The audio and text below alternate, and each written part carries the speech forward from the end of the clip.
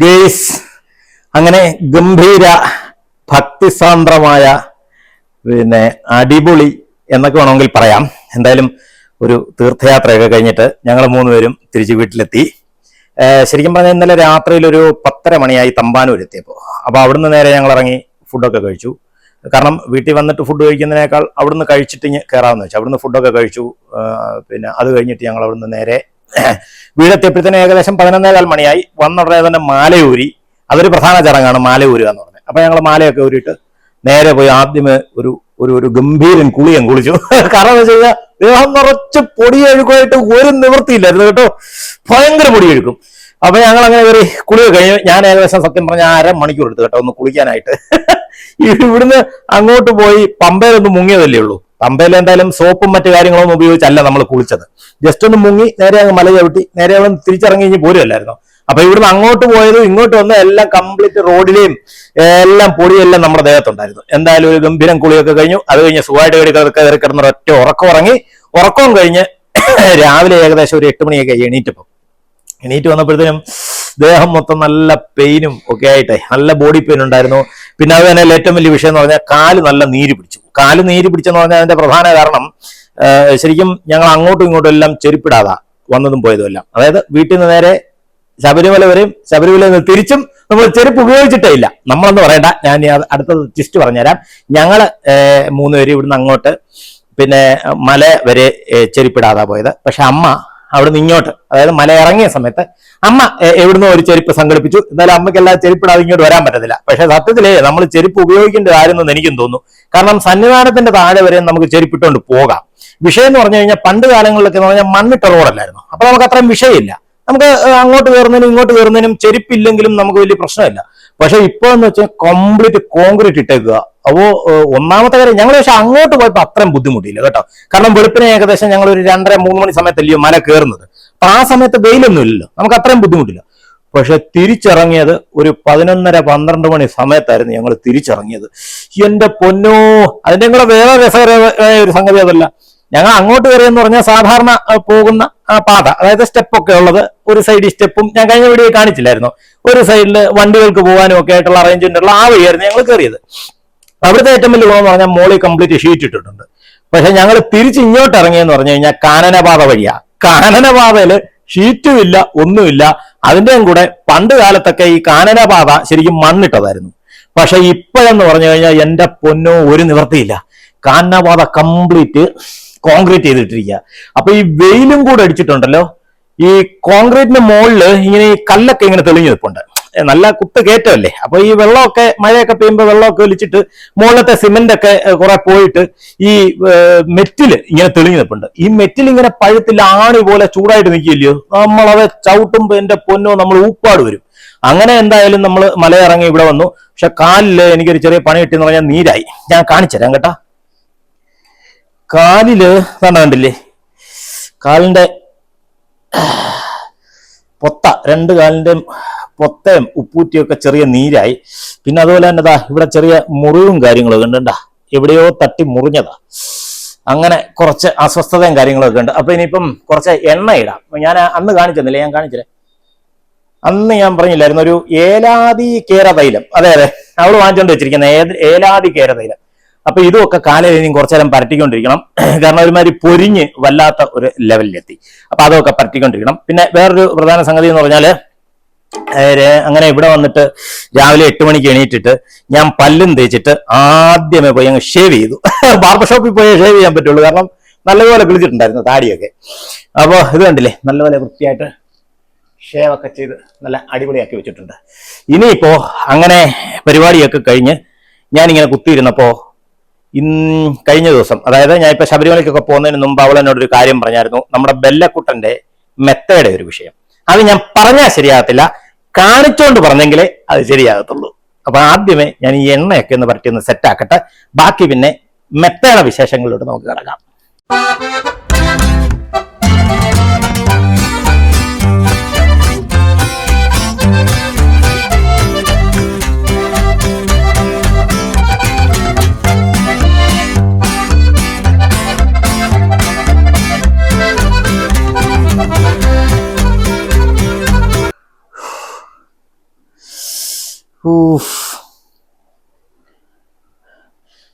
ഇത് നല്ല സൂപ്പർ സാധനമാണ് കേട്ടോ, സംഭവം കൊള്ളാം. ഇതിപ്പോ ഞാൻ എൻ്റെ കാലെ പരട്ടിയപ്പോ തന്നെ ആ ഒരു ഈ ഒരു പൊരിപൊരിപ്പൊക്കെ ഉണ്ടല്ലോ, ആ ഒരു അസ്വസ്ഥതയൊക്കെ കുറെ അങ്ങ് മാറി കിട്ടി കേട്ടാ. അയ്യോ, ഇന്നലെ രാത്രി തന്നെ ഇത് വിട്ടുകൊണ്ടങ്ങ് കിടന്നാ മതിയായിരുന്നു കേട്ടാ. എന്തായാലും സൂപ്പർ സാധനം കേട്ടോ. ഏലാതി കേര തൈലം, ഇത് നമ്മുടെ സ്കിൻ സംബന്ധമായിട്ടുള്ള വിഷയങ്ങൾക്കൊക്കെ നല്ല സൂപ്പറാണെന്നാ അവള് പറഞ്ഞതല്ല, ഏതോ ഡോക്ടർ അവൾക്ക് പറഞ്ഞു കൊടുത്താ കേട്ടോ. അപ്പൊ ഇനി നമുക്ക് ബെല്ലക്കുട്ടന്റെ മെത്തയുടെ വിശേഷങ്ങളിലോട്ട് പോവാം. ഞാൻ കാണിച്ചു തരാം എന്തോ സംഭവം എന്നുള്ളത്. ഇതാണ് നമ്മുടെ ബെല്ലക്കുട്ടന്റെ മെത്ത. ഈ മെത്തയുടെ ഇപ്പോഴത്തെ കണ്ടീഷൻ കണ്ട, ഇവന് ഇതിനകം മൊത്തം കടിച്ച് റെഡിയാക്കി മുറിച്ച് വെച്ചിട്ടുണ്ട്. ഇതിനകത്ത് ഇതിപ്പോ തുണിയാണ് ഇതിന്റെ അടിയിൽ, ഇതിനകത്ത് വേറൊരു മെത്ത ഉണ്ടായിരുന്നു. ആ മെത്ത ആശാൻ പിന്നെ പ്രധാന പ്രശ്നം എന്ന് പറഞ്ഞു കഴിഞ്ഞാൽ അത് ഇതിനകത്ത് ഫിക്സ് അല്ല സംഭവം. അപ്പൊ ഇത് ഫിക്സ് അല്ലാത്തതുകൊണ്ട് എന്ത് പറ്റുമെന്ന് അറിയാമോ, ആശാൻ ഈ സാധനം എടുത്തോണ്ട് നേരെ നമ്മുടെ ഗേറ്റിന്റെ അവിടെ ഇട്ട് ഓടിച്ച് അതിനെ കാടിച്ച് റെഡിയാക്കി ഒരു വഴിയാക്കി മഴയും നനച്ച് ഒരു വല്ലാത്ത അവസ്ഥയിൽ ഇട്ടിരിക്കുക. അപ്പൊ ഇനിയിപ്പം എന്റെ ഒരു പ്ലാൻ എന്ന് പറഞ്ഞു കഴിഞ്ഞാൽ ഇതിനകത്തൊരു തുണി വെച്ച് ആദ്യം തയ്ക്കുക, തയ്ച്ചിട്ട് ഈ മെത്തയും കൂടെ ഇതിനകത്ത് വെച്ച് അങ്ങ് ഫിക്സ് ചെയ്ത് തയ്ക്കുക എന്നുള്ളതാണ് എന്റെ പ്രധാന പ്ലാൻ. അപ്പൊ ഇന്ന് വേറെ ജോലിയൊന്നും ഇല്ലാത്തതുകൊണ്ട് ഇപ്പൊ ഞാനിപ്പോ ഒരു 2 ദിവസത്തേക്ക് അമ്പലം പരിപാടിയും പിന്നെ യാത്രകളും ഒക്കെ ഒഴിവാക്കി വെച്ചേക്കുക. അത് കഴിഞ്ഞിട്ട് 2 ദിവസം കഴിഞ്ഞിട്ടേ ഒന്ന് ബോഡി മൊത്തത്തിൽ ഒന്ന് ഫ്രഷ് ആയിട്ട് യാത്രയൊക്കെ തുടങ്ങാമെന്ന് വെച്ചു. അപ്പൊ ഇന്നത്തെ പ്രധാന പ്രോഗ്രാം എന്ന് പറഞ്ഞാൽ ഇതിനകത്തൊരു തുണി വെച്ച് തയ്ക്കുക, പിന്നെ ആ മെത്തയും കൂടെ ഇതിനകത്ത് വെച്ച് തയ്ക്കുക എന്നുള്ളതാണ്. നമുക്കപ്പോൾ ആ പതിവായിട്ട് പോകാം. ഇപ്പം നമ്മുടെ ബെല്ലക്കുട്ടന്റെ മെത്ത കിടക്കുന്ന എവിടെയാണ് ഞാൻ കാണിച്ചു തരാം കേട്ടാ. ഇതിപ്പോ നമ്മുടെ വീടിന്റെ ബാക്ക് സൈഡാ. ആ സാധനം എടുത്ത് കണ്ടേ പട്ടിക്കൂട്ടിനകത്തിട്ടിട്ടുണ്ട്. പട്ടിക്കൂടെന്നൊന്നും പറയാൻ പാടില്ല, ബെല്ലക്കുട്ടന്റെ വീടിനകത്ത് എടുത്തിട്ടുണ്ട് കണ്ട. കാരണം ഈ ചെറുക്കനെ ഇത് എടുത്തുകൊണ്ട് ഓട്ടവാ എല്ലായിടത്തും. അപ്പൊ എന്നിട്ട് എന്ത് ചെയ്തു, അവന് കിടക്കാനുള്ള സ്ഥലമാ പട്ടിക്കൂട്. പക്ഷെ അവനെ ഇപ്പം വെളിയിൽ കിടത്തിക്കൊണ്ട് ഈ മെത്ത എടുത്ത് അകത്തിട്ടിട്ട് ഈ പട്ടിക്കൂട് അങ്ങ് അടച്ചിട്ടു. അപ്പൊ എളുപ്പമായില്ലേ, അതാണ്ട് അത് നിപ്പുണ്ട് ചട്ടമ്പി. എന്താ പരിപാടി? അയ്യോ, അതാണ്ടേ സത്യം പറയാൻ നല്ല സ്പോഞ്ചി ആയിട്ടുള്ള നല്ല മെത്തയാ കേട്ടോ, 2 സൈഡും. അവന് കിടക്കാൻ നല്ല സുഖമാണ്. പക്ഷെ അവനും അറിഞ്ഞുകൂടല്ലോ പാവം. അവന്റെ വിചാരം കിടപ്പൊക്കെ കഴിഞ്ഞ് സുഖമായിട്ട് ഉറക്കമൊക്കെ കഴിയുമ്പം അവന്റെ വിചാരം പിന്നിത് കളിക്കാനുള്ള സാധനമാണെന്നാ. നീ കയറുന്നകത്ത് ഇപ്പൊ തരത്തില്ല, കുറച്ച് ജോലിയുണ്ട് കേട്ടോ, അത് കഴിഞ്ഞിട്ട് വരാം. താണ്ട എന്റെ കയ്യിൽ നിന്ന് അടിച്ചു മാറ്റിക്കൊണ്ട് ഓടുന്നു കണ്ട്. എടാ ദുഷ്ടാ, ഇവിടെ താള.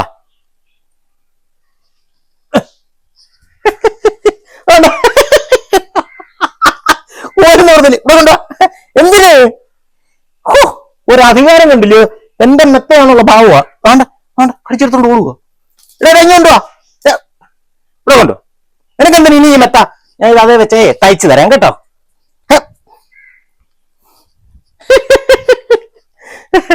അയ്യോ, ഒന്നും പറയണ്ട. അവിടെ കടാ, ഞാൻ അകത്തോട്ട് കയറണ്ട. ഞാൻ ഈ മെത്ത തയ്ച്ചിട്ട് അകത്തോട്ട് കയറിയാ മതി.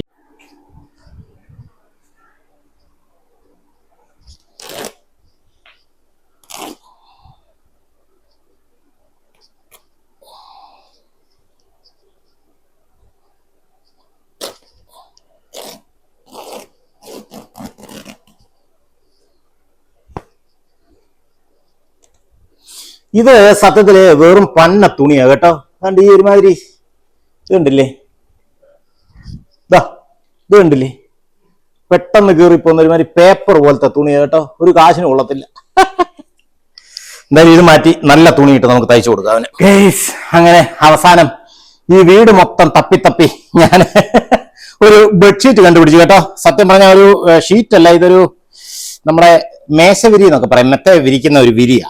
ഞാൻ ഇത് തപ്പി നടക്കുമായിരുന്നു കേട്ടോ, ഈ വീട് മൊത്തം തപ്പി. അവള് സത്യത്തില് നേരത്തെ ഇത് ഇവിടെ എടുത്തിട്ടേക്കാമെന്നാ പറഞ്ഞിരുന്നത്. കണ്ടില്ലേ, ഇത് ശരിക്കും പറഞ്ഞാൽ കീറിയതാ കണ്ടോ. ഇത് കണ്ടോ, കീറിയ ഒരു മേശവിരിയ. ഇനിയിപ്പോ ഇത് എടുത്തു വെച്ച് വേണം നമുക്ക് പരിപാടി തുടങ്ങാൻ വേണ്ടിയിട്ട്. ആദ്യം ഇത് വെച്ചിട്ട് ഇതിന്റെ നടുക്കത്തേത്, അതായത് ഔട്ടർ വെച്ച് ഇവനൊരു അളവെടുക്കണം. മെത്തയുടെ ഔട്ടർ വെച്ച് ഒരളവെടുത്തിട്ട് ആദ്യം ഈ തുണി ഇതിനകത്ത് വെച്ച് അങ്ങ് തയ്ക്കുക. അതിനുശേഷം ഈ മെത്തയും കൂടെ ഇതിനകത്തോട്ട് വെച്ച് തയ്ക്കുക. ഇത്രയേ ഉള്ളൂ പരിപാടി. പക്ഷെ അതിനു വേണ്ടിയിട്ട് ഏകദേശം ഒരു മണിക്കൂറോളം സമയം സത്യം പറഞ്ഞ് ഇപ്പൊ എന്റെ പോയി കേട്ടോ. ഓക്കെ. ആദ്യമേ തന്നെ ഞാനങ്ങനെ നമുക്ക് ആവശ്യമുള്ള സാധനങ്ങളെല്ലാം കൂടെ അവിടെ കൊണ്ടുവച്ചു. ചോക്ക്, ഒരു മാർക്കർ, അതേപോലെ തന്നെ സൂചിയും നൂലും, കത്രിക, അമ്മയുടെ കയ്യിൽ നിന്ന് അടിച്ചു മാറ്റിയത് ആ കത്രിക കേട്ടോ. അപ്പൊ അതൊക്കെ കൊണ്ടുവന്ന് വെച്ചു. എന്നിട്ട് ആ സാധനം എടുത്ത് നടുക്കോട്ട് വെച്ചിട്ട് അതിന് ചുറ്റിനും എന്ന് പറഞ്ഞാൽ തുണിയുടെ നടുക്കോട്ട് നമ്മുടെ ബെല്ലക്കുട്ടന്റെ മെത്തയുടെ ഔട്ട് സൈഡ് എടുത്ത് അങ്ങോട്ട് വെച്ചിട്ട് അതിന്റെ ഔട്ടറിൽ കൂടെ ഞാനൊരു ഒരു ഒരു ഒരു ഒരു വര അങ്ങോട്ടിട്ടു. അതിനുശേഷം കത്രിക ഉപയോഗിച്ച് അത് വൃത്തിയായിട്ട് അങ്ങോട്ട് മുറിച്ചു. അപ്പം മുറിക്കുന്ന സമയത്ത് അമ്മ എന്നോട് പറഞ്ഞു, എടാ കുറച്ച് വെളിയിലോട്ട് ഇട്ട്, അതായത് തയ്യൽ തുമ്പിടുക എന്ന് പറയും, ഈ തയ്യക്കാരൊക്കെ തയ്യൽ തുമ്പിടുക എന്ന് പറയും, തയ്യൽ തുമ്പ് ഇട്ട് വേണം അത് വെട്ടാനായിട്ട്. അതായത് കറക്റ്റ് അളവിൽ വെട്ടിക്കഴിഞ്ഞാൽ ഒരുപക്ഷെ നമുക്ക് മുറിച്ചെടുത്ത് കഴിയുമ്പോൾ തയ്ക്കാനുള്ള ബുദ്ധിമുട്ട് വരും. അങ്ങനെ ഞാൻ എല്ലാം മുറിച്ച് റൗണ്ടിൽ എടുത്ത് റെഡിയാക്കി എടുത്തു. തുണിയൊക്കെ മാറ്റിയിട്ടതിന് ശേഷം ആ സാധനം എടുത്ത് നടുക്കോട്ട് വെച്ചിട്ട് പതുക്കെ സൂചിയും നൂലും എടുത്ത് കോർക്കാനായിട്ട് തുടങ്ങിയപ്പോഴാണ് ഒരബദ്ധം എനിക്ക് മനസ്സിലായത്. കണ്ണാടി എടുത്തില്ല. സത്യത്തില് കോർക്കാൻ വേണ്ടിട്ട് പല പ്രാവശ്യം ശ്രമിച്ചു കേട്ടോ. കണ്ണാടി ഇല്ലാതെ ഒരു നിവർത്തിയില്ല, ഒരു ശകലം പോലും കണ്ണ് കാണുന്നില്ല. അപ്പൂപ്പനായി. അവസാനം ഒരു നിവർത്തിയില്ലാതെ വന്നപ്പം ഞാൻ കണ്ണാടി എടുത്തോണ്ട് വന്നു. വേറൊരു രക്ഷയില്ല. അത് കഴിഞ്ഞിട്ട് പതുക്കെ കണ്ണാടി വെച്ച് കോർക്കാൻ നോക്കിയിട്ടും ഞാൻ ശരിക്കൊന്ന് കഷ്ടപ്പെട്ടു. സത്യം പറഞ്ഞാൽ ഈ സൂചിയും നൂലും കോർക്കുന്ന ഒരു സാധനം ഇവിടെ ഉണ്ടായിരുന്നു കേട്ടോ. പക്ഷെ അത് ഇപ്പൊ കാണുന്നില്ല. ആവശ്യമുള്ളപ്പോൾ അത് കാണത്തില്ലല്ലോ. അങ്ങനെ സൂചി നൂലും എടുത്ത് ഞാൻ പതുക്കെ എൻ്റെ തയ്യലിലോട്ട് കടന്നു. അത് അകത്ത് വെച്ച് തയ്ക്കുന്നതാണ് വൃത്തി എന്ന് തോന്നിയിട്ട് അകത്ത് വെച്ച് പതുക്കെ കൈ കൊണ്ട് അങ്ങോട്ട് തയ്ച്ചു തുടങ്ങി. പക്ഷെ ആദ്യമൊക്കെ എനിക്ക് നല്ല ബുദ്ധിമുട്ടായിരുന്നു കേട്ടോ. കാരണം തയ്ച്ച് അത്ര വലിയ ശീലമില്ലാത്തതുകൊണ്ട് കുറച്ച് ഞാനൊന്ന് ബുദ്ധിമുട്ടി. പക്ഷെ ഒന്ന് തയ്ച്ച് വന്നപ്പോഴത്തേനും ഏകദേശമൊക്കെ ഞാൻ അതുമായിട്ടൊക്കെ സെറ്റായിട്ടുണ്ട്. സ്പീഡിൽ തയ്ക്കാൻ പറ്റുന്നുണ്ട്. ആദ്യം ഞാൻ ഇത് കുത്തി അങ്ങോട്ട് എടുക്കുന്നുണ്ടെങ്കിൽ നൂലങ്ങ് കുരുങ്ങും, പിന്നെ അങ്ങോട്ട് എടുക്കുന്നുണ്ടെങ്കിൽ ചിലപ്പോൾ ഈ നൂലങ്ങ് പൊട്ടിപ്പോവും. അങ്ങനെ കുറേ പ്രശ്നങ്ങളും പ്രതിസന്ധികളുമായിരുന്നു. കാരണം കറക്റ്റായിട്ട് അത് പിടിച്ചു വെച്ചങ്ങോട്ട് തയ്ക്കാനുള്ള ഒരു ബുദ്ധിമുട്ട് ശരിക്കുണ്ടായിരുന്നു. അപ്പം എന്താ ബെല്ലക്കുട്ടന്റെ കിടപ്പ് കണ്ടില്ലേ പുറകില്, അവന്റെ മെത്തയാ തയ്ച്ചുകൊണ്ടിരിക്കുന്നത്. ആ അധികാരത്തിന് വന്ന് കാവല് കിടക്കുകയായിരിക്കും കേട്ടോ. പാവം, അങ്ങനെയൊന്നുമില്ല. ആശ നല്ല ഉറക്കവാ. അയ്യോ കൊള്ളാം. സത്യം പറഞ്ഞാല് ഈ തയ്ക്കുന്ന പരിപാടി എന്ന് പറയുന്നത് എനിക്ക് അത്ര വശമുള്ള പരിപാടിയല്ല. അമ്മ നല്ല തയ്യക്കാരിയാ. അയ്യോ നൂല്. പിന്നെ പക്ഷെ ഞാന് സത്യത്തിൽ ഏകദേശം ഒരു 1/4 ഭാഗം റൗണ്ട് തയ്ച്ചു കഴിഞ്ഞപ്പോഴത്തേനും ഏകദേശമൊക്കെ ഞാൻ അതുമായിട്ട് ചാലുവായി സംഭവം. അയ്യോ എന്തായാലും കൊള്ളാം. ഇനിയിപ്പൊ ഈ തുണി ഇതിനകത്ത് വെച്ച് പിടിപ്പിച്ചിട്ട് അടുത്തത് ആ മെത്തയും കൂടെ റൗണ്ടിൽ കുറെ ഭാഗം ഒന്ന് വെച്ച് ചേർത്ത് കഴിയുമ്പോഴത്തേനും ബെല്ലക്കുട്ടിന് കിടക്കാൻ സൗകര്യത്തിനാവും. അവൻ പിന്നെ ഇത് അടിച്ചു മാറ്റിക്കൊണ്ട് പോകത്തില്ല. അതാണ് ഏറ്റവും വലിയൊരു പ്രത്യേകത. ഇതിനകത്ത് കിടക്കുന്ന മെത്ത ആശാൻ എടുത്തുകൊണ്ട് ഓടത്തില്ല. അവന്റെ ഗുണത്തിന് തന്നെ ഇത് ചെയ്യുന്നത് കേട്ടാ.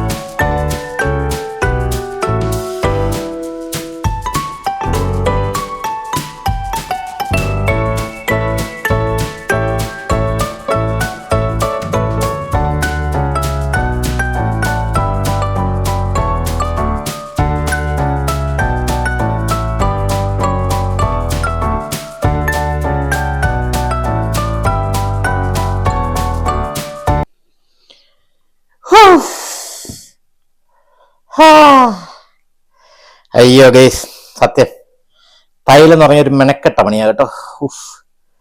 എനിക്ക് സത്യത്തിൽ പരിചയമില്ലഞ്ഞിട്ടായിരിക്കും. അമ്മ നല്ല സൂപ്പർ തയ്യക്കാരിയാ. അമ്മ എന്നോട് പറഞ്ഞതാ അമ്മ തയ്ച്ചു തരാമെന്ന്. അപ്പൊ എനിക്ക് കണ്ടന്റ് ഉണ്ടാക്കണമെന്നും പറഞ്ഞുകൊണ്ട് ഞാൻ തന്നെ സ്വയം ഏറ്റെടുത്ത ഒരു കലാപരിപാടിയാ. ഇനിയിപ്പം നമുക്ക്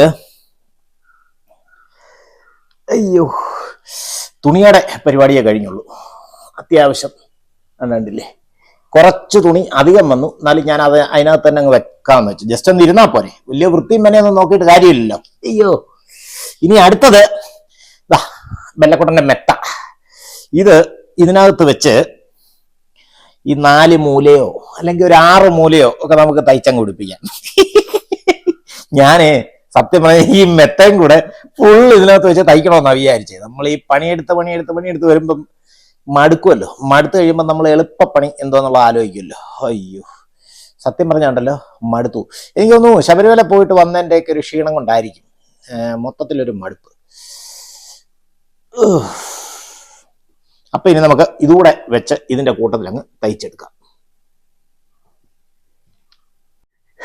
ഞാനിപ്പോ സൂചി ഒന്ന് മാറ്റി ഗീസ്. ഈ ചെറിയ സൂചി വെച്ചേ ഇത്തിരി മെനക്കാടാ പരിപാടി. കണ്ട, ഇതിനേക്കാൾ നല്ലത് ഈ വലിയ സൂചി എടുത്തിട്ട് ഞാൻ ഇതിന്റെ 4 അണി അങ്ങ് എടുത്തു.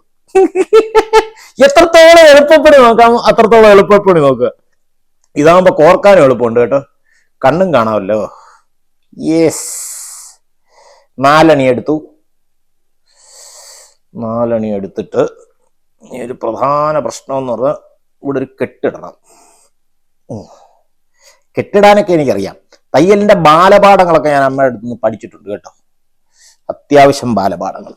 ഇനിയിപ്പോ എളുപ്പത്തിൽ കച്ചകച്ചകരാന്ന് ഇവിടെ ഒരു ഒരു ഒരു ഒരു ഒരു ഒരു അയ്യോ, ഇതിങ്ങനെ വൈറ്റ് തന്നെ ഇടുന്നതാണോ നല്ലത് അതോ ബ്ലാക്ക്? അപ്പം ബ്ലാക്ക് ആൻഡ് വൈറ്റ് ആകും അല്ലേ? ഓക്കെ, ബ്ലാക്ക് തന്നെ നല്ലത്. അല്ല, ബ്ലാക്ക് അല്ല, ബ്രൗണും വൈറ്റും കൂടെ ആകുമ്പോൾ നല്ല ഭംഗിയായിരിക്കും. ഇവിടെ വൈറ്റ്, ഇവിടെ ബ്രൗൺ. അമ്മയുടെ സജഷനാ കേട്ടോ. അമ്മയെ ഇപ്പൊ പറഞ്ഞ് ഇങ്ങനെ ഇടാൻ, വൈറ്റ് വേണ്ട ബ്രൗൺ തന്നെ മതിയെന്ന്. വൈറ്റ് ആകുമ്പോൾ രണ്ടും പെട്ടെന്ന് അഴുക്ക് പിടിക്കൂല്ലേ? അതാണ്. ഓക്കെ,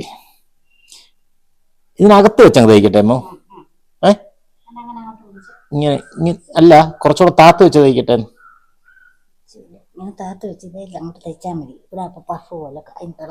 ഓ ഓ ഓ, ഇങ്ങനെ അല്ലേ? ഇങ്ങനെ വെച്ചങ്ങ് തയ്ച്ചാൽ. Okay, thank U.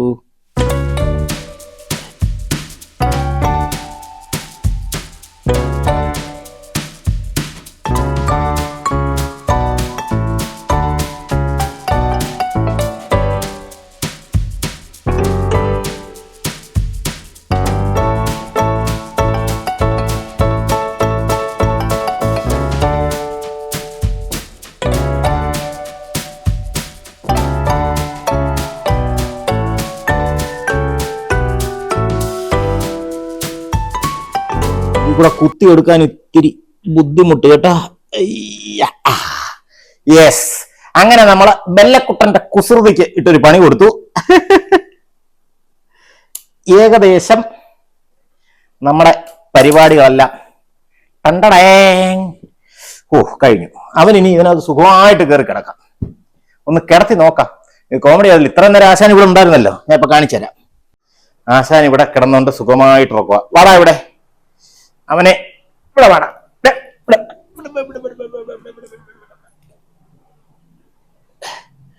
ചട്ടമ്പി ഇവിടെ വാ, മെത്തക്കകത്ത് കയറി ഒന്ന് കിടന്നേ. ഓ വേണ്ട, നിരങ്ങുക. കണ്ടോ ആ ചട്ടമ്പിത്തരം കണ്ടോ, കുസൃതി. വാ മക്കളെ, ഇവിടെ ഒന്ന് കിടന്നേ. യവനെ ഇനി ഇതിനകത്തൊന്ന് കിടത്തി നോക്കാം നമുക്ക്.